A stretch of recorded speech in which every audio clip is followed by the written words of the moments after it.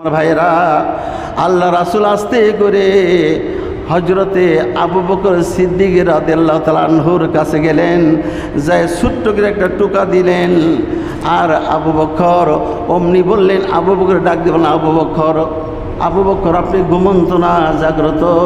আবু বকর বললেন, লাব্বাইকা ইয়া রাসূলুল্লাহ, বলেন সুবহানাল্লাহ, লাব্বাইকা ইয়া রাসূলুল্লাহ। আর সাথে সাথেই দরজা খুললেন।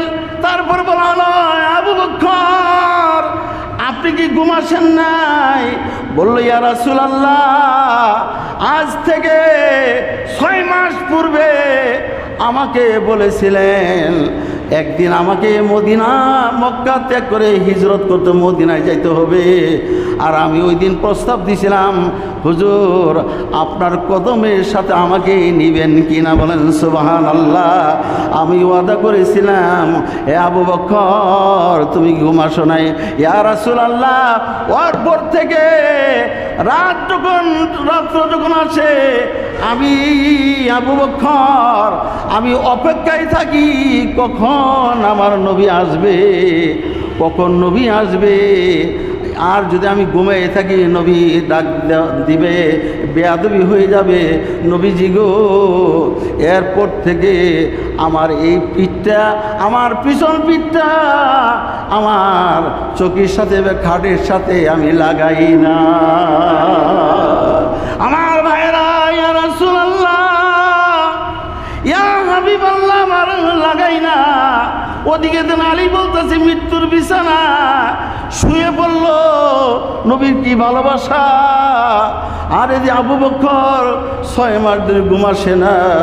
আমার ভাইয়েরা, আবু বকরকে নিয়ে আল্লাহ রাসূল অনেক ঘটনায় আছে, এত লম্বা কথা বলবো না। আমার ভাইয়েরা, আবু বকরকে নিয়ে সাওর গুহায় আল্লাহ রাসূল যখন ঢুকলেন, সাওর গুহায় ঢুকলেন। আমার ভাইয়েরা, নবীজি মক্কার গড়টাকে, মক্কার গড়ের সামান দিয়ে যখন যায়, কাবারে বলল, রে কাবা আমি তোরে বড় ভালোবাসি। এ কাবা আমি তোরে ভালোবাসি রে কাবা। তোর মাঝখানে বহু নবীগণ শুয়ে রয়েছে, বহু নবীগণ এসে আল্লাহর দাসত্ব করত, আল্লাহর প্রেম লাগাই দিত। কাবারে আমি তোরে ভালোবাসি, কিন্তু তোর বাসিন্দার আমারে থাকতে দিল না। এ কাবা চাই রে কাবা। আমার ভাইরা, কাবার দিকে নবীজি চোখের পানিগুলো ছেড়ে চলছে। কাবার গাছ বৃক্ষ তরুলতাগুলো আমার নবীর প্রেমে কান্দে। বলেন সুবহানাল্লাহ, আমার নবীর প্রেমে কান্দে। সম্মানিত আমার ভাইরা, আর গুহায় যখন ঢুকলেন, ঢুকার পরে আবু জাহাল, কত বড় বিশ্বকল ব্যক্তি আবু জাহাল, ওই নবীজির পার চিহ্ন ধরে ধরে ধরে ধরে তার গুহা পর্যন্ত পৌঁছে গেল। আবু বকর গুহায় গেলেন। দেখেন প্রেম কারে কয়, নবীর ভালোবাসা কারে কয়। আমার ভাইয়েরা, আবু বকর যাই দেখে সাওর গুহায় যারা হাজি তারা ওই গুহাতে আজও যায়, আর নবীর কথা মনে করে কান্দে। এই গুহা থেকেই তো নবী বিদায় মদিনায় চলে গেছে। আমার ভাইয়েরা, আবু বকর নিজের কাপড়কে ছিঁড়ে ছিঁড়ে, গুহার মধ্যে অনেকগুলো ছিদ্রি ছিল, এই প্রত্যেকটা ছিদ্রি বন্ধ করলেন। বন্ধ করার পরে একটা ছিদ্রি বন্ধ করার মতো কাপড় তার নাই। আমার ভাইরা, নিজের পা ওই গুহার মধ্যে ঠেক দিলেন যে যদি জীবন যায় আমার জীবন যাবে, নবীকে আঘাত দিতে দিব না। আমার ভাইরা, আমার জীবন যেতে পারে, নবীর জীবন কষ্ট দিতে দিব না। ওই গুহার ভিতরে বিষাক্ত সাপ ছিল, আবু বকরকে ধ্বংসে। কিন্তু নবীজি হযরত আবু বকর সিদ্দিক রাদিয়াল্লাহু তাআলা আনহু এই উরুর মধ্যে মাথা দিয়ে তিনি একটু ঘুমিয়ে গেলেন। আসলে ঘুম না, কি যে প্রেমের খেলা খেলছে, বলেন সুবহানাল্লাহ। এরপরে আমার ভাইরা ওখানে শুয়ে পড়লেন, আর একটা সাপ এসে দংশন করলো। দংশন করা মানে অটল, মাথা দিয়ে পা পর্যন্ত লীল বরণ হয়ে গেছে, ব্যথায় জর্জরিত। আবু বকর কয় রে, মনকে বলে আবু বকর শুন, জীবন যেতে পারে, আমার নবীকে ডাক দিতে পারবো না। সুবহানাল্লাহ, আমার জীবন যেতে পারে, নবীরে ডাক দিতে পারি না, আমি ডাক দিতে পারবো না। কিন্তু ব্যথায় জর্জরিত হওয়ার পরে চোখ দিয়ে যখন পানি নবীজির শরীর মোবারকে পড়ল, নবী তাকায় দেখে শরীরটা নীলবরণ হয়ে গেছে। কি হয়েছে? আবু বকর বলল, ইয়া রাসূলুল্লাহ, এই ঘটনায় একটা সিদরি বাকি ছিল, আমার জীবন বাজি করছি, নবী আপনার কষ্ট দিতে রাজি না।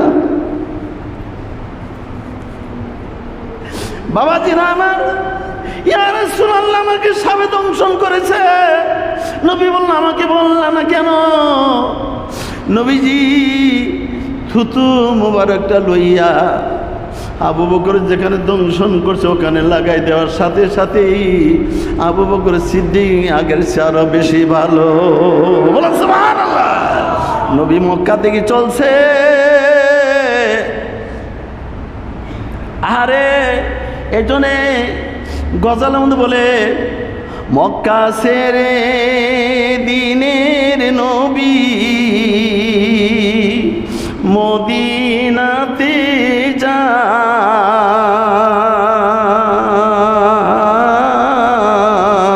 যান, জন্মভূমি মক্কার মায়ায়, জন্মভূমি মক্কার মায়ায়, কেঁদে কেঁদে বুক বাসায়,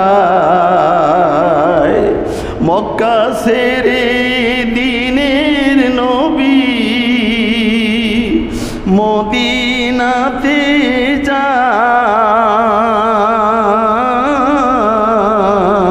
যান, জন্মভূমি মক্কার মায়ায়, ফিরে ফিরে চান নবীজি, কেঁদে কেঁদে চান। রাত্রি ওই নিশিকালে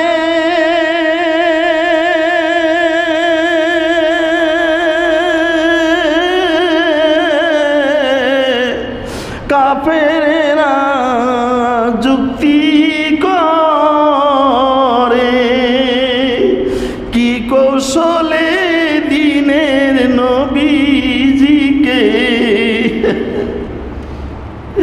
ওরে কি কৌশলে দিনের নবীকে কতল করা যায়।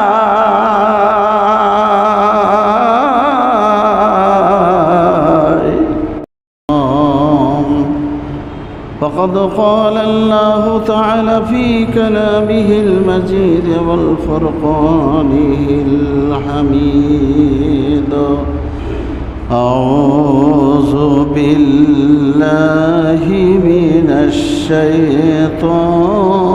الشيطان الرجيم، بسم الله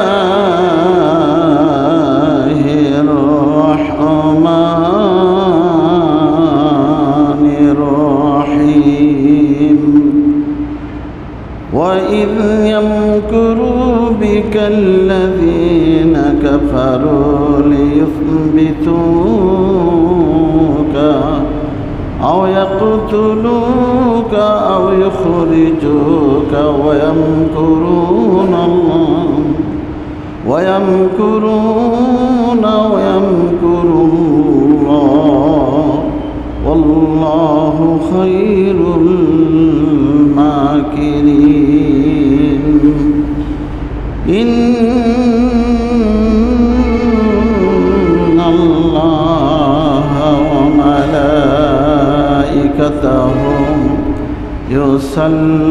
يصلون على يا أيها الذين آمنوا صلوا عليه وسلموا تسليما اللهم صل على سيدنا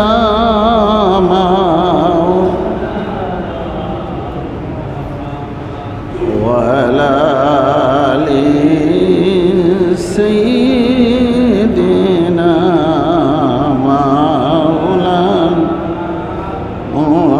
محمد اللهم صل على سيدنا مولانا محمد وعلى آل مولانا محمد করিতে ইসলাম প্রসার ধরিলেন লৌহ তলোয়ার উহুদে দান শহীদ আপনার আল্লাহ সাল্লি আলা سيدنا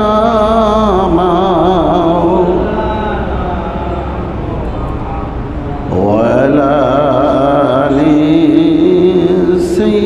سيدنا مولانا بلغ العلا بكماله كشف الدجى بجمالهم حسنت جميع خصاله صلوا عليه وآلهم لا إله إلا الله لا إله إلا الله لا إله إلا الله لا إله إلا لا إله إلا الله محمد رسول الله সকলে বলেন সাল্লাল্লাহু আলাইহি ওয়াসাল্লাম। আলহামদুলিল্লাহ,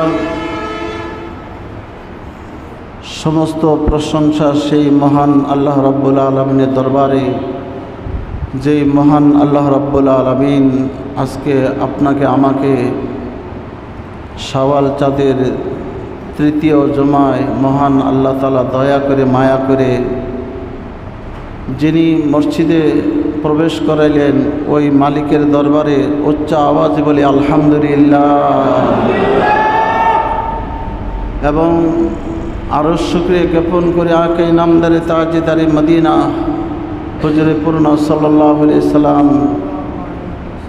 এবং আল্লাহর সৃষ্টিগুলোর সমস্ত সৃষ্টির যিনি সেরা এবং দু জাহানের যিনি বাদশাহ, দু আলমের যিনি বাদশাহ, যিনি দুলহা, আমাদের রাজন্দুবর চৌরাস্তা মদিনা মুনাওয়ারা কেন্দ্রীয় জামে মসজিদের মুসল্লিদের পক্ষ থেকে আল্লাহ তাআলা যেন আমাদের সালামটুকু দয়াল নবীজির কদম মুবারকে পৌঁছাই দেন। সকলে বলেন আল্লাহুম্মা আমিন। আশহাদু আল্লা ইলাহা ইল্লাল্লাহ ওয়াহদাহু লা শারীকা লাহু, আমরা সাক্ষ্য দিতেছি আল্লাহ ব্যতীত কোনো মাবুদ নাই। হযরত মুহাম্মদ আহমদ মুস্তাফা সাল্লাল্লাহু আলাইহি সাল্লাম আল্লাহর প্রিয়ত রাসূল, এবং আল্লাহ তাআলা যাকে সৃষ্টি না করলে আল্লাহ তাআলা কিছুই সৃষ্টি করতেন না, সেই নবী দুজাহান রহমতুল লিল আলামিন শাফিউল মুজনবিন। সম্মানিত হাজিরিন, আমি সূরাতুল রুম থেকে ছোট্ট একটা আয়াতে কারিমা তেলাওয়াত করেছি, সূরা রুম। ওই আয়াতকে লক্ষ্য করে দুই চারটি কথা আপনাদের সামনে বলার জন্য আশা রাখি। আল্লাহ তাআলা যেন দু একটি কথা বলা এবং শোনা এবং আমল করার জন্য তৌফিক দান করে। সকলে বলেন আল্লাহুম্মা আমিন। সম্মানিত হাজিরিন, আমরা যে কালেমা পড়েছি লা ইলাহা ইল্লাল্লাহু মুহাম্মাদুর রাসূলুল্লাহ বলেন সাল্লাল্লাহু আলাইহি সাল্লাম। আজকের বিষয়বস্তুটা হলো রাসূল পাক সাল্লাল্লাহু আলাইহি সাল্লাম যখন তিনি মক্কা নগরে প্রথম যখন কালেমার দাওয়াতগুলো যখন দিতেছিল, কালেমার আল্লাহর পক্ষ থেকে যখন আওয়াজ আসতেছিল, কালেমার তিনি কথাগুলো যখন বলতেছিলেন, ওই মুহূর্তে কাফের বেঈমান, সমস্ত কাফের বেঈমানগুলো ঐক্যবদ্ধ হয়ে ওনার বিরুদ্ধে উঠে পড়ে লেগে গেল। রাসূল পাক সাল্লাল্লাহু আলাইহি সাল্লাম মক্কা নগরে 13টি বছর দাওয়াত করেছে। কয় বছর? সকলে বলেন কয় বছর? মক্কা নগরে 13 বছর কালেমার দাওয়াত দিয়েছে, কালেমার মেহনত করেছে, ইমানের দাওয়াত দিয়েছে। লাত, মানব, উজ্জা, হুবল সমস্ত মূর্তিকে এবং এরা যে কেউ মাবুদ হইতে পারে না, রিজিক দিতে পারে না, এই বিষয়গুলো তিনি 13টি বছর বুঝাইলেন। এরপরে 13 বছর পরে কিছু মানুষ যখন ওনার হাতে কালেমা পরে যখন মুসলমান হয়ে গেল, অনেক লম্বা কথা। 13 বছর যখন উনি দাওয়াতের মেহনতের পরে কিছু সংখ্যালোক যখন মুসলমান হলো, তখন আবু জাহাল, উতবা, সাইবা, ওলীদ বিন মুগীরা, আরও বড় বড় কাফের বেঈমানগুলো তারা একটা মিটিং করলো। মুসলমান, আজকে যে আপনি নামাজ পড়েছেন, আজকে যে আপনি কালেমা পড়েছেন, এই কালেমাটা আজকে তো কালেমা ভিক্ষুক হয়ে গেছে। ভিক্ষুক বুঝেন? আজকের কালেমা ভিক্ষুক। আসলে কালেমা ছিল বিপ্লব। কালেমা কি ছিল? কালেমা ছিল বিপ্লব, সংগ্রাম। আর এই কালেমা হয়ে গেছে এখন ভিক্ষুক। কীভাবে? এখন যদি এই কিছু ভিক্ষুকেরা যাই বলে লা ইলাহা ইল্লাল্লাহ মুহাম্মাদুর রাসূলুল্লাহ, দেন গো মা ভিক্ষা দেন, ঠিক না কথাটা? কালেমা কি হয়ে গেছে? এখন ভিক্ষুক হয়ে গেছে কিছু লোকের জন্য। এই কালেমার একই কালেমা পড়ার জন্য, একই কালেমা দাওয়াত দেওয়ার জন্য কিছু লোক জেলে যায়। কথা বলেন? কিছু লোক কি জেলে যায়? এই কালেমার হাকিকত যখন সত্যের কথাগুলো যখন তুলে ধরে কিছু লোক জেলে যায়। এই কালেমার একই কালেমা দাওয়াত দিতে যায় কিছু লোক আবার মুরগির রানও পায়। কথা বলেন না কেন? তো কালেমা একটা, কেউ জেলে আবার কেউ মুরগি রান, ঠিক না কথাটা? তাহলে বুঝতে হবে আবার এই কালেমার দাওয়াত, এই কালেমার কথা বলে কিছু ভিক্ষাও পায়। 3 রকম হয়ে গেছে। সত্যিকারে ভাবে যখন যারা কালেমা যারা বুঝতে পারছে, কালেমার হাকিকত যারা বুঝতে পারছে, যখনই বলছে লা ইলাহা ইল্লাল্লাহ, আল্লাহ ছাড়া কোনো মাবুদ, কোনো ইলাহ, কোনো আইনদাতা, কোনো বিধানদাতা, কোনো মউতদাতা, কোনো রিজিকদাতা, আসমান এবং জমিনের, চন্দ্র সূর্যের সার্বভৌমত্বের যিনি মালিক, ওই মালিক হলো একমাত্র লা ইলাহা ইল্লাল্লাহ। বলেন সুবহানাল্লাহ। এই কথা যখন কেউ বুঝছে এবং বলছে, অনেকেই জেলে। আবার এই কালেমার দাওয়াত দিয়ে অনেকেই বলছে লা ইলাহা, আসেন ভাই আমরা কালেমার দাওয়াত নিয়ে আসছি। আমার ভাইরা, কালেমার দাওয়াত দিতে যেয়ে মুরগির রান মিলতেছে, পকেটে টাকাও মিলে। তাহলে তার কারণ এরা কালেমার দাওয়াত, হাকিকতের অরিজিনাল হাকিকতের দাওয়াত, কালেমার দাওয়াত দিয়েছিল নবীগণ। বলেন সুবহানাল্লাহ। কালেমার দাওয়াত দিয়েছিল নবীগণ। এই কালেমার দাওয়াত দেওয়ার কারণে বহু নবীগণ পৃথিবীর জমিনে তারা শহীদ হয়ে গেছে। বলেন, বহু নবীগণ কালেমার দাওয়াত দেওয়ার কারণে গিয়েছে। কালেমার দাওয়াত শুরু হয়ে গেছে, ইসলাম শুরু হয়ে গেছে হযরত সাইয়েদনা বাবা আদম আলাইহিস সালাম থেকে শুরু করে ঈসা আলাইহিস সালাম পর্যন্ত ১০০ লক্ষ নবীদের কালেমার দাওয়াত, দ্বীনের দাওয়াত পরিপূর্ণ হয় নাই। আর পরিপূর্ণ এসেছে বিদের হজে। রাসূল পাক সাল্লাল্লাহু আলাইহি সাল্লাম যখন বললেন, আল ইয়াউমা আকমালতু লাকুম দীনাকুম ওয়া আতমামতু আলাইকুম নি'মাতি ওয়া রাদিতু লাকুম ইসলাম দীনা। বলেন সুবহানাল্লাহ। যাই হোক, এই যে কালেমা, এই কালেমার বলার কারণে আস্তে আস্তে যখন মূর্তি থেকে মানুষ যখন দূরে সরে গেল, মানুষ যখন লাত উজ্জা হুবলের থেকে মানুষ যখন দূরে সরে গেল, নবীজির কালেমা যখন কিছু লোক গ্রহণ করলো, লাত উজ্জাকে যখন লাথি মারলো, আবু জাহাল ব্যবসা বন্ধ হয়ে গেল। আবু জাহালের ব্যবসা বন্ধ হয়ে গেছে, মাতবরি তার বন্ধ হয়ে গেল। তখন সে একটা ষড়যন্ত্র করে একটা বুট গঠন করলো যে মুহাম্মদকে কিভাবে শেষ করে দেওয়া যায়। আমার ভাইয়েরা, কোরআনে কারিমে আসছে, ওই যুগেও যারা সমাজ যারা পরিচালিত করে, তিনটে জিনিসকে বাস্তবায়ন তারা তখন করেছিল। যুগে যুগে যিনি যখন ক্ষমতায় আসে, যদি মুসলমান নাম দেয় কিন্তু কার্যক্রম থাকে অমুসলিমদের, চরিত্র থাকে, ওই যুগে যুগে তিনটে জিনিসকে তারা ভূমিকা পালন করে। এক নম্বর ভূমিকা হলো যে বন্দি করে, তাদের কি করে, কথা বলেন, কি করে, বন্দি করে। ২ নম্বর ভূমিকা হলো তাদেরকে হত্যা করে, তাদের কি করে, হত্যা করে। ৩ নম্বর ভূমিকা হলো তাদেরকে দেশ থেকে বের করে দেয়। এ কয়টা হয়? এটা আমি বলি নাই, এটা কোরআন বলছে, এটা আমি বলি নাই।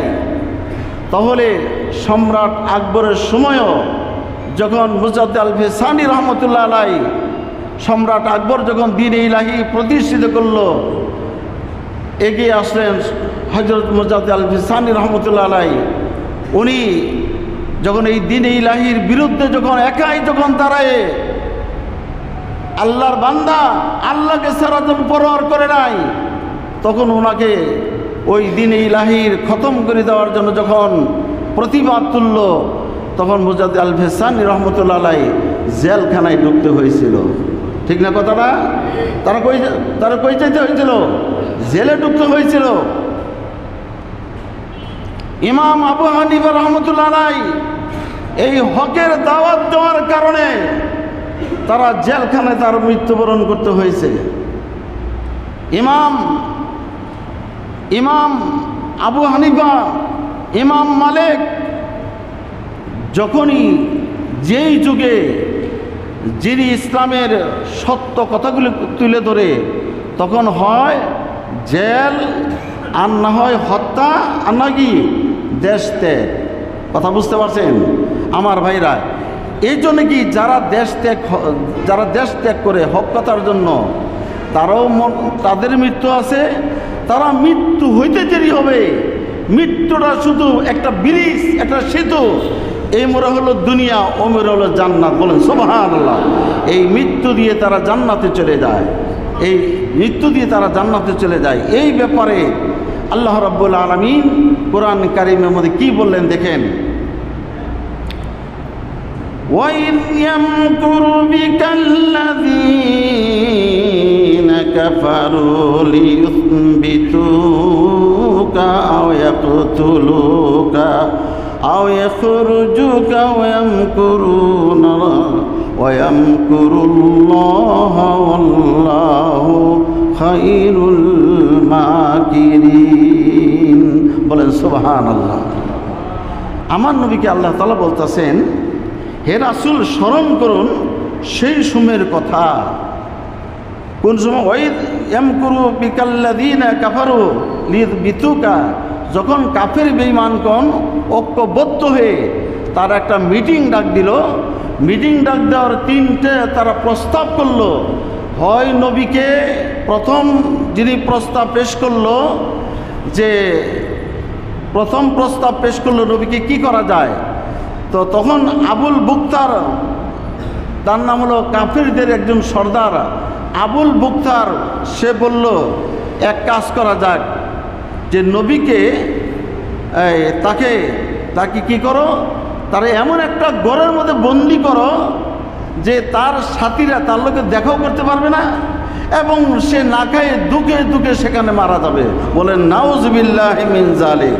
কথা ভালো করে বোঝার চেষ্টা করবেন। হ্যাঁ মুসলমান, আজকে তো এমনি নামাজ আমরা পেয়েছি, আজকে দেশে কেন আজকে অনাবৃষ্টি, কেন দেশকে আজকে এই অবস্থা? এটা আমাদের হাতের কামাই। এটা আমাদের কি? এটা আমাদের হাতের কামাই। তো আবুল বুক্তার বলে ফেললো, এই যখন মিটিং করতেছিল তখন একজন মুরব্বি সেজে সে তাদের এই দলের মধ্যে মিটিংয়ের মধ্যে তিনি আসলেন। বলল, আপনার নাম কি? বলল, আমি নজদ প্রদেশের মানুষ, শুনেছি তোমরা মুহাম্মদ সাল্লাল্লাহু আলাইহি সাল্লামকে তোমরা তাকে হয় বন্দি করবে বা তার বিরুদ্ধে ষড়যন্ত্র করবে।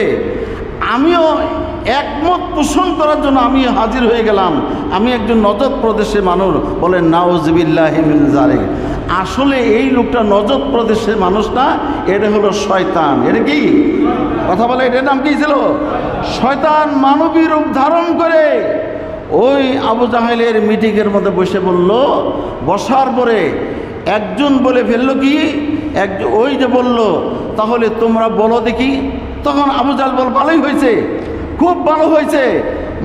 আমরা যখন হযরত মুহাম্মদ মুস্তাফা সাল্লাল্লাহু আলাইহি সাল্লামকে যখন আমরা তাকে শেষ করে দেওয়ার মতন যখন আমরা একটা মিটিং ডাক দিলাম, তুমি নজদ প্রদেশের মানুষ, তুমি তো অনেক বুদ্ধিমান, জানি ওই একটা এলাকার মানুষ খুব শক্তিশালী, তুমিও যখন আমাদের সাথে যোগ দিয়েছো। আমার ভাইরা দেখেন না, যদি কোনো রাষ্ট্রের সাথে যদি আমেরিকা একটু যোগ দেয় তাহলে ওই দেশটা একটু চাঙ্গা হয়ে যায় না? কথা বলেন না কেন? চাঙ্গা হয়ে যায় না? তো তখনকার ওই নজদ প্রদেশের মানুষগুলি বুদ্ধিমান শক্তিশালী ছিল। আবু জাহেল বলল, ভালোই হয়েছে, আমাদের সাথে মিটিং করছে, ভালোই হয়েছে। তো বলল, তোমাদের মন্তব্যগুলো শুনি। তো আবুল বুক্তার বলল যে মুহাম্মদকে সর্বপ্রথম তারে বন্দি করা হোক, এমন একটা তালায় ঘরের মধ্যে বন্দি করা হোক যেন তার সাথীরা কালেমা যারা পড়েছে এরা যেন তার সাথে সাক্ষাৎ না করতে পারে এবং দুঃখে দুঃখে সে এখানে মারা যাবে। বলেন নাউজুবিল্লাহি মিন যালিক। ওই নজদ প্রদেশের লোকটা মুরব্বী শয়তান, সে দাঁড়ায় বলল, তোমার কথা সত্য, কিন্তু এখানে একটা কিন্তু হলো যে তোমার কথা আমি তোমার কথা আমি রায় দিতে পারলাম না। কারণ তুমি যে তাকে বন্দি করবে, এই মুহাম্মদকে বন্দি করবে, তার যে কিছু অনুসারী আছে তারা এমনই মুহাম্মদ সাল্লাল্লাহু আলাইহি সাল্লামকে ভালোবাসে যে তাদের জীবন দিতে সেকেন্ড দেরি করবে না। বলেন সুবহানাল্লাহ। আরো জোরে বলেন সুবহানাল্লাহ। তারা জীবন দিতে কোনো দ্বিধাবোধ করবে না। কাজেই তারা তালা ভেঙ্গে হযরত মুহাম্মদ মুস্তাফা সাল্লাল্লাহু আলাইহি সাল্লামকে তারা বের করে নিয়ে যাবে। অতএব তোমার কথাটা আমি সেট করতে পারলাম না। তখন সম্মানিত হাজিরিন, এরপরে দ্বিতীয় লোক দাঁড়াই গেল। কয়টা প্রস্তাব আছে? কথা মনে হয় কয়টা প্রস্তাব?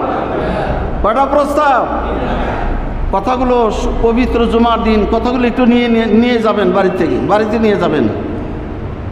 তো দ্বিতীয় প্রস্তাব যে হিসাব ইবনে আমর বলল যে ওনাকে একটা উটের উপরে তুলে তাকে অন্য একটা দেশে পাঠাই দাও, যেন আর এই দেশে সে ফিরত না আসতে পারে।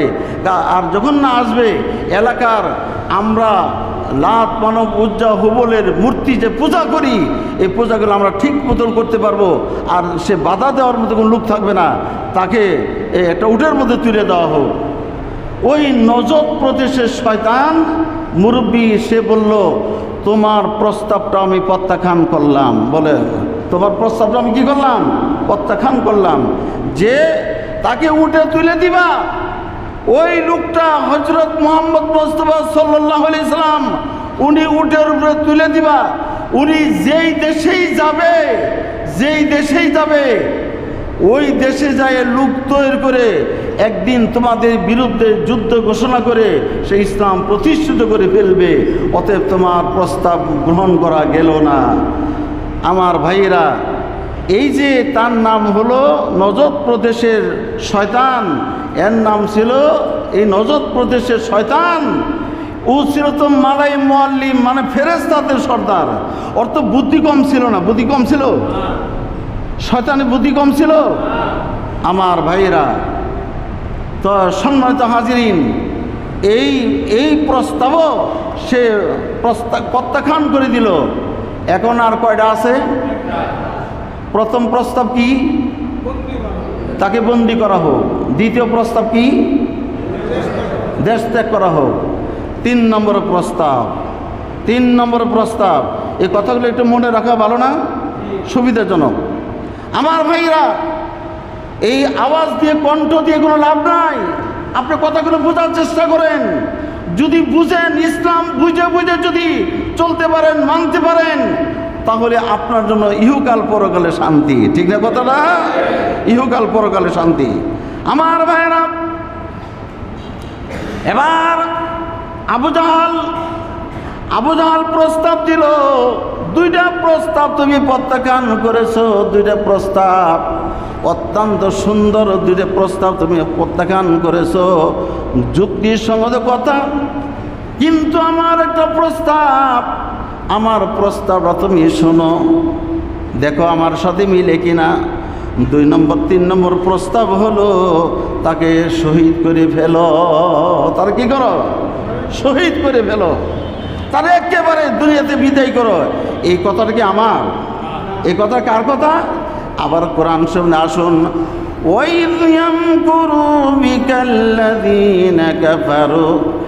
আপনি স্মরণ করুন, হে মাহবুব, ও আমার মাহবুব, আমার রাসূল, আপনি ওই দিনের কথা স্মরণ করুন যখন কাফেররা যুক্তি করলো। 1 নম্বর যুক্তি করলো,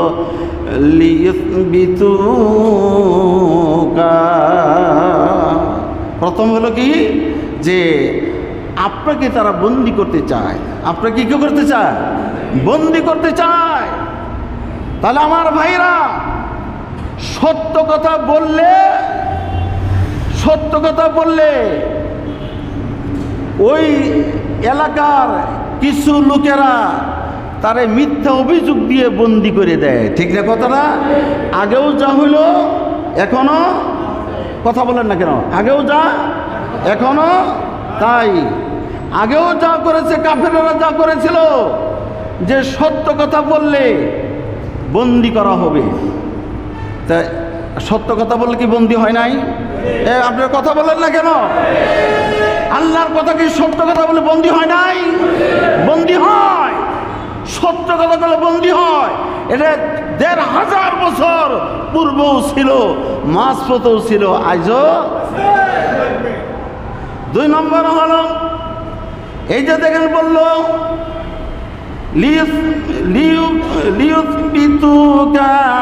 তাকে বন্দি করা হোক। ওই যে বলা হলো, আবুল মুক্তার বলল 1 নম্বর প্রস্তাব তার বন্দি করা হোক। 2 নম্বর প্রস্তাব, এই 2 নম্বর প্রস্তাব আবু জাহেল বলল তারে শেষ করে দেওয়া হোক। কি করা হোক?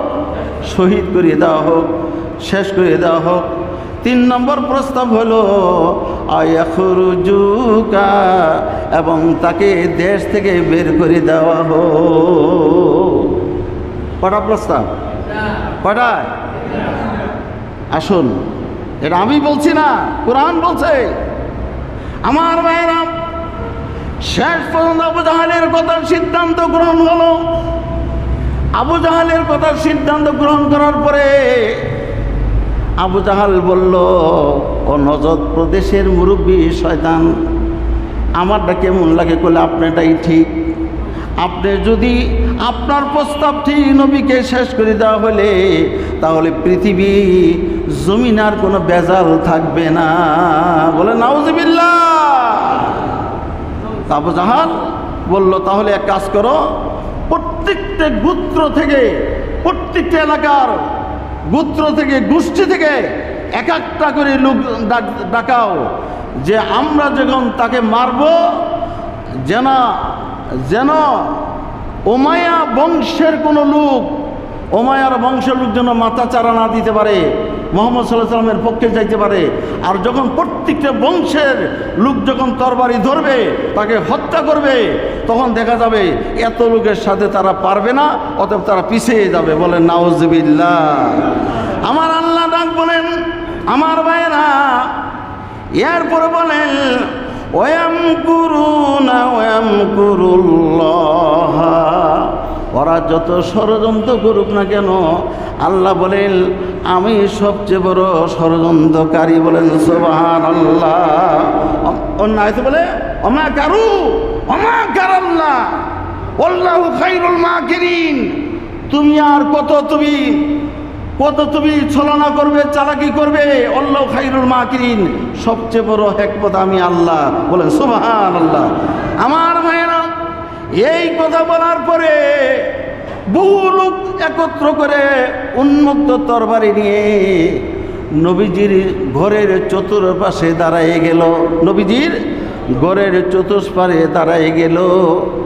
আর আল্লাহ রাব্বুল আলামিন ওই মুহূর্তে আল্লাহ রাব্বুল আলামিন বললেন, জিবরাইল যাও আমার বন্ধুর কাছে যায় বলো, আমার বন্ধু যেন আজকে রাত্রে এই মক্কা নগর ত্যাগ করে তিনি যেন মদিনার দিকে রওনা হয়ে যায়। বলেন সুবহানাল্লাহ। আমার ভাইয়েরা, হযরত আলীকে ডাক দিলেন, এই কথাগুলো ভালো করে শুনেন। তাহলে আবারও বলছি, সমাজপতিরা যারা সমাজ পরিচালিত করে, কিছু লোক আছে না কোরআন তারা ভালোবাসে না, কথা বলেন, আছেন এরকম? তারা কয়টা প্রস্তাব দেয়? 1 নম্বর হলো বন্দি করো, 2 নম্বর হলো দেশ ত্যাগ করো, 3 নম্বর কি? হত্যা করো। ওই যুগের কথা আজও আছে না? কথা বলে না, আজও আছে না? আমার ভাইরা, এই জন্য কি সত্য কি বন্ধ হবে? কোরআন কি বন্ধ হবে? যতদিন পৃথিবী জমির আছে, যতদিন সূর্য পূর্ব থেকে পশ্চিম ঢেলে পড়বে, যতদিন হায়াত থাকবে, ততদিন কে চোখ বাঁকাইলো, কে কি বললো না, ওদিকে তাকাবে। আমাদের টাইম নাই, আমাদের টাইম হলো আমার মালিকের সাথে আমার সাক্ষাৎ হবে। আমাদের সত্য কথা বলতেই হবে। আমার ভাইয়েরা, সত্য কথা অবশ্যই বলবো, অবশ্যই বলবো। শুনতে রাজি আছেন না?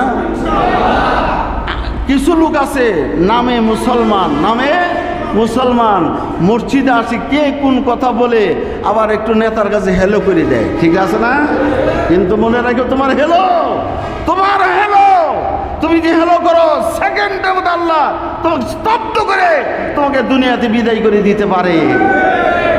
আমার ভাইরা, আল্লাহ রাসূলের কাছে যখন পৌঁছে গেল, জিবরাইল এসে বলল, এ রাসূল, আবু জাহাল এই ঘটনা ঘটাইছে। আজকে আপনার চতুর্পাশে উন্মুক্ত তরবারি, চতুর্পাশে ঘেরাও করে ফেলছে। আপনাকে শহীদ করার জন্য সিদ্ধান্ত হয়ে গেছে। খবর কে দিছে? কে দিছে? আল্লাহ দিয়ে ফেলছে। আমার ভাইয়েরা, হজরতে আমার নবীজি, আমার নবী ডাক দিলেন, আলী রে, ও আলী শোনো, কাফের বেঈমানগণ চতুর্পাশে ঘেরাও করে ফেলছে আমাকে তারা শহীদ করার জন্য। আলী তুমি এটা পারবা? আমি যেই চাদরের নিচে শুয়ে থাকি, সবুজ চাদর, কি চাদর? একটা কথা বলে ফেলি, মনে রাখবেন, আমি পোশাকের কথা বলছি। এই যে সবুজ পাঞ্জাবি, সবুজ যে পাগড়ি, এটা জিব্রাইলের সুন্নত। বলেন সুবহানাল্লাহ, আরো জোরে বলেন সুবহানাল্লাহ। সবুজ কাপড় পরিধান করে জিব্রাইল আলাইহিস সালাতু সালাম নবীর দরবারে আসতেন। বলেন সুবহানাল্লাহ। আর আল্লাহ রাসূলও তিনি সবুজ কাপড়কে তিনি পছন্দ করেন। এই জন্য সবুজ পাঞ্জাবি বা আপনার টুপি, এটা হলো নবীর সুন্নত। বলেন সুবহানাল্লাহ। আবার কাউকে যদি একটু সবুজ পাঞ্জাবি বা সবুজ টুপি দেখা যায়, তখন আবার কিছু লোকেরা বলে কি, এটা মনে হয় বন্ড, আছে না? এর মনে কি নবীর পোশাক পরলে কি হয়, এটা বন্ড। কিন্তু হাদিসের জ্ঞান তার, বলেন হাদিসের জ্ঞান তার নাই। আমার ভাইয়েরা, আল্লাহ রাসূল সবুজ চাদর দিয়ে শুয়েছিলেন। আলীকে ডাক দিলেন, আলী শোনো, তুমি কি পারবে এই বিছানায় শুইতে? আর কাফেররা চতুর্পাশে ঘেরাও করে ফেলছে, আলী তুমি পারবে শুয়ে থাকতে? আলী রে, তুমি শুয়ে পড়ো, আমি আস্তে করে ঘরতে বের হয়ে মদিনা দিকে রওনা হয়ে যাব। বলেন সুবহানাল্লাহ। আমি মদিনা দিকে রওনা হয়ে যাব। কিন্তু আমার ভাইরা, আলী রাদিয়াল্লাহু তাআলা বললেন যে হুজুর, আপনার কথা আমি মানি, আমি শুনি, কিন্তু একটা শর্ত, আমি শহীদের বিনিময় আপনি যদি সহি সালামতে মদিনায় পৌঁছতে পারেন, আমি আলী 1000 বার শহীদ হইতে রাজি আছি। বলেন সুবহানাল্লাহ। কিন্তু হুজুর, আপনি যদি না যান, তাহলে আমি শহীদ হয়ে লাভ নাই। অন্তপক্ষে আপনার সাথে থেকে কাফের বেঈমান যখন তীরের আঘাত দিবে, বল্লমের আঘাত দিবে, আমি আলী একবার ডাইনে যাব, আবার বামে যাব, আবার সামনে যাব, আবার পিছনে যাব। ইয়া রাসূলুল্লাহ, যতক্ষণ পর্যন্ত আমার জীবন আছে, ততক্ষণ পর্যন্ত আমি কাফেরদের সাথে লড়াই করে আগে আমার জীবন দিতে রাজি। বলেন সুবহানাল্লাহ। এর নাম হলো ভালোবাসা। এর নাম কি? সবাই বলে, এর নাম কি? এর নাম কি? এর নাম হলো ভালোবাসা। বলেন সুবহানাল্লাহ। আমার ভাইয়েরা, হযরত আলীকে বলা হলো, হে আলী শোনো, এই মৃত্যুর বিছানায় আলী জানতেছে এর মধ্যে তো নবীকে মনে করে আমাকে অতএবার হামলা করবে। হযরত আলীকে আবার নবী বললেন, আলী রে শোনো, আমার কাছে কিছু মাল কাফের বেঈমান আমানত হিসেবে রাখছে, উমুকের মাল এটা পাবে, তারে দিয়ে দিও, উমুকের মালটা দিয়ে দিও, উমুকের মালটা দিয়ে দিও। আলী বুঝতে পারলেন অন্তপক্ষে আজকে রাত্রে আমার মৃত্যু হবে না। বলেন সুবহানাল্লাহ। অন্তপক্ষে আজকে আমার মৃত্যু হবে না। আলী বুঝতে পারলেন। এই জন্য আল্লাহ রাসূল বলেছেন, আনা মাদিনাতুল ইলম ওয়া আলিউন বাবুহা, আমি হলাম ইলমের শহর, সেই শহরের দরজা হযরত আলী রাদিয়াল্লাহু তাআলা। বলেন সুবহানাল্লাহ। আমার ভাইরা, আলী বুঝতে পারলেন আজকে রাত আমার মৃত্যু নাই, মালাকুল মউত আসবে না। যেহেতু নবী শুইতে বলছে, আমার নবী আমাকে বলছে এই মালগুলো উমরের কাছে পৌঁছাই দিবা। আলী বুঝতে পারলেন, আলী শুয়ে পড়ল। আর আল্লাহ রাসূল কোরআন শরীফের আয়াত, ওয়াজআলনা মিন বাইনি আইদিহিম সাদ্দাও ওয়া মিন খালফিহিম সাদ্দাল ফাগশাইনাহুম ফাহুম লা ইউবসিরুন। বলেন সুবহানাল্লাহ। আল্লাহ রাসূল এক মুষ্ঠ বালু নিলেন, বালুর হাতে নিয়ে বলেন, ওয়াজআলনা মিন বাইনি আইদিহিম সাদ্দাও ওয়া মিন খালফিহিম সাদ্দান ফাগশাইনাহুম ফাহুম লা ইউবসিরুন। এটা বলে ফু দিলেন। ফু দেওয়ার পরে আল্লাহ জানাই দিলেন, হাবিব এই আয়াতটা পরে আপনি ফু দেন, দিলেন, ফুটার পরে কাফেরদের চোখের মধ্যে আপনি বালুরে নিক্ষেপ করেন। রাসূল নিক্ষেপ করতে দেরি হলো। আল্লাহ বলেন প্রত্যেকটা বালু কণাগুলো প্রত্যেকটা কাফেরদের চোখের মধ্যে লাগাই দেওয়া দায়িত্ব আল্লাহ। আর জোরে বলেন সুবহানাল্লাহ। রক্ষা করে কে? সবাই বলেন রক্ষা করে কে? যারা আল্লাহর পথে থাকে আল্লাহ তাকে কে রক্ষা করে? তাহলে আমি যদি থাকি আমাকেও রক্ষা। শর্ত হলো ঈমান এবং নেক আমল। ঈমান, এরপরে আমার ভাইরা সত্যের উপরে আমাকে অটল থাকতে হবে। আমার যত রকম আমার বিরুদ্ধে ষড়যন্ত্র হোক না কেন, আল্লাহ যদি আমাকে রক্ষা করে পৃথিবী কেউ ঠেকাইতে পারবে? সবাই বলেন কেউ ঠেকাইতে পারবে? আমার ভাইরা, হযরতে আলীকে বলা হলো হে আলী, একটু রাত্রে তো দেখেছি এই করে নবী শুয়ে আছে, নবী কোথায় গেল? আলী বলল জানি না। বলেন না সুবহানাল্লাহ। সবুজ কাপড় পরিধান শুয়ে রয়েছে। এরপরে আমার ভাইরা আল্লাহ রাসূল আস্তে করে হযরতে আবু বকর সিদ্দিক রাদিয়াল্লাহু তাআলা আনহুর কাছে গেলেন, যায় ছোট্ট করে একটা টোকা দিলেন। আর আবু বকর অমনি বললেন, আবু বকর ডাক দিবেন, আবু বকর আপনি ঘুমন্ত না, জাগ্রত? আবু বকর বললেন লাব্বাইকা ইয়া রাসূলুল্লাহ। বলেন সুবহানাল্লাহ। লাব্বাইকা ইয়া রাসূলুল্লাহ। আর সাথে সাথেই দরজা খুললেন। তারপর বলা হলো আবু বকর আপনি কি ঘুমাসেন নাই? বলল ইয়া রাসূলুল্লাহ, আজ থেকে 6 মাস পূর্বে আমাকে বলেছিলেন একদিন আমাকে মক্কা ত্যাগ করে হিজরত করতে মদিনায় যাইতে হবে। আর আমি ওই দিন প্রস্তাব দিয়েছিলাম, হুজুর আপনার কদমের সাথে আমাকে নিবেন কিনা? বলেন সুবহানাল্লাহ। আমি ওয়াদা করেছিলাম হে আবু বকর তুমি ঘুমাসো নাই। ইয়া রাসূলুল্লাহ, ওর পর থেকে রাত্র যখন আসে আমি আবু বকর আমি অপেক্ষায় থাকি কখন আমার নবী আসবে, কখন নবী আসবে। আর যদি আমি ঘুমিয়ে থাকি নবী ডাক দিবে, বেয়াদবি হয়ে যাবে। নবীজি গো, এরপর থেকে আমার এই পিঠটা, আমার পিছন পিঠটা আমার চোখের সাথে খাটের সাথে আমি লাগাই না। আমার ভাইরা ইয়া রাসূলুল্লাহ, ইয়া হাবিবাল্লাহ, আমার লাগাই না। ওদিকে তো আলী বলতেছে মৃত্যুর বিছানা শুয়ে পড়ল, নবীর কি ভালোবাসা। আর এই যে আবু বকর 6 মাস ধরে ঘুমাসে না। আমার ভাইয়েরা আবু বকরকে নিয়ে আল্লাহ রাসূল অনেক ঘটনায় আছে, এত লম্বা কথা বলবো না। আমার ভাইয়েরা আবু বকরকে নিয়ে সাওর গুহায় আল্লাহ রাসূল যখন ঢুকলেন, সাওর গুহায় ঢুকলেন। আমার ভাইয়েরা নবীজি মক্কার গড়ের সামান দিয়ে যখন যায়, কাবারে বলল রে কাবা আমি তোরে বড় ভালোবাসি। কাবা আমি তোরে ভালোবাসি রে কাবা।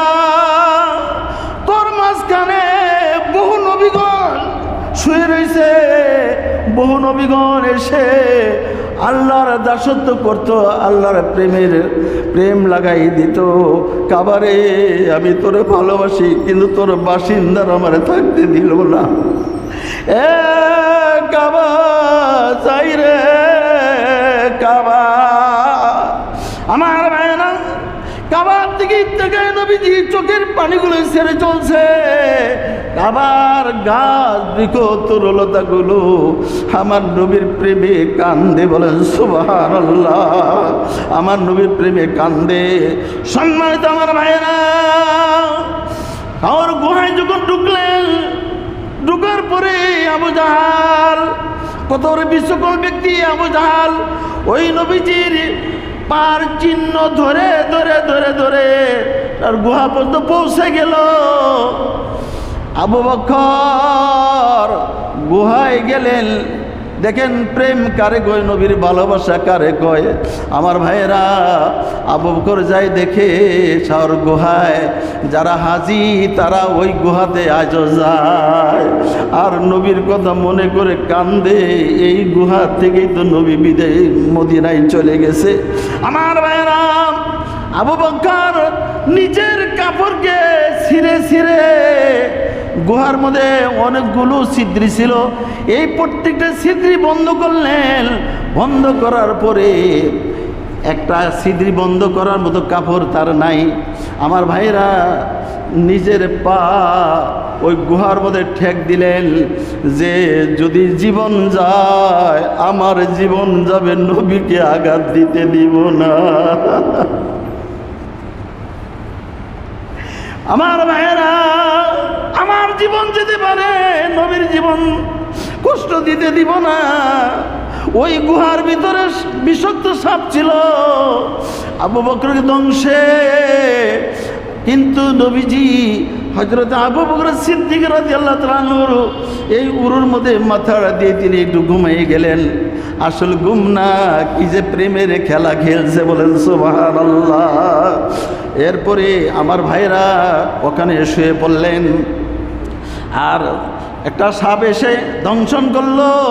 দংশন করা মানে অটল, মাথা দিয়ে পা পর্যন্ত লীল বরণ হয়ে গেছে, ব্যথায় জর্জরিত।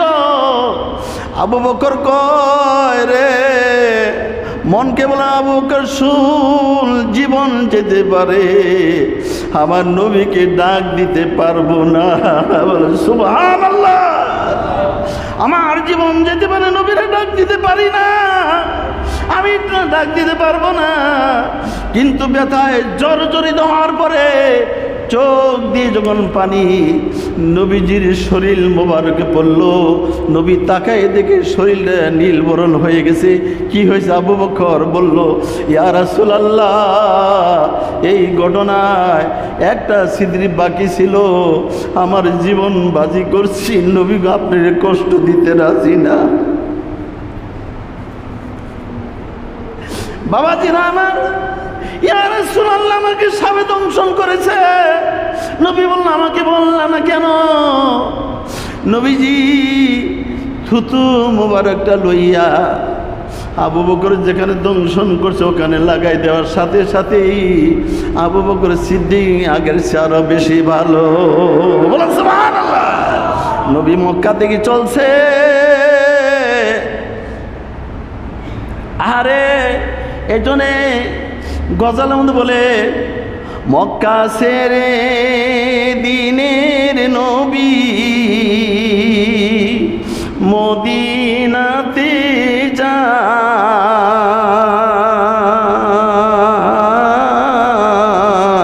যান, জন্মভূমি মক্কার মায়ায়, জন্মভূমি মক্কার মায়ায়, কেঁদে কেঁদে বুক বাসায়, মক্কা ছেড়ে দিনের নবী মদিনাতে যান,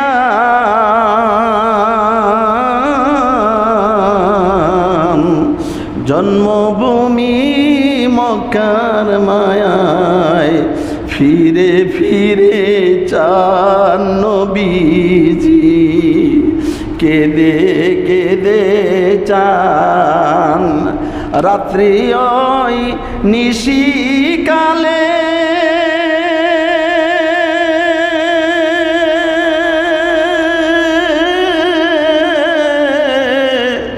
কাফেরেরা যুক্তি করে, কি কৌশলে দিনের নবীজিকে, ওরে কি কৌশলে দিনের নবীকে কতল করা যায়,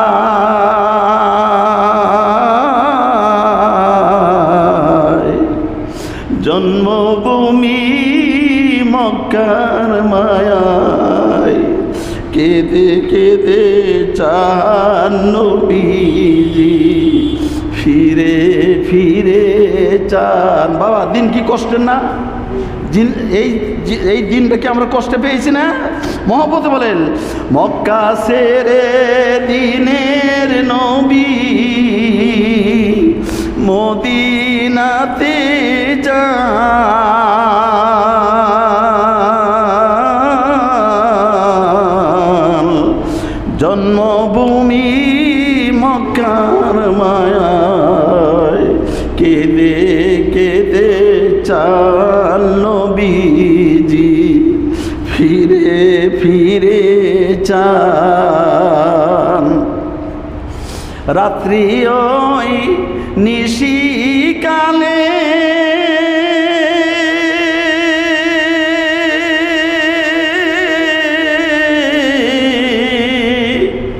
দিনের নবী মদিনায় চলে।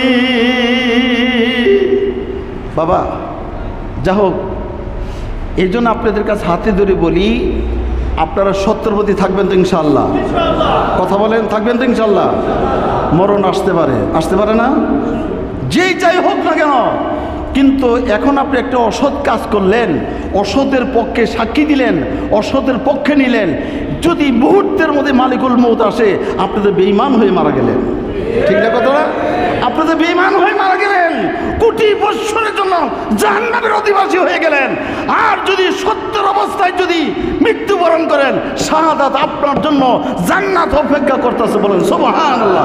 প্রত্যেকটা ভাই বাবাজিকে যেন আল্লাহ সত্যের মধ্যে থেকে নবীর ভালোবাসা নিয়ে, নবীর প্রেম নিয়ে আমরা যেন জীবন যাপন করে ঈমান নিয়ে যেন যাইতে পারি। সকল আল্লাহুম্মা আমিন। ওয়া আখির দাওয়া আনিল হামদুলিল্লাহি রাব্বিল আলামিন।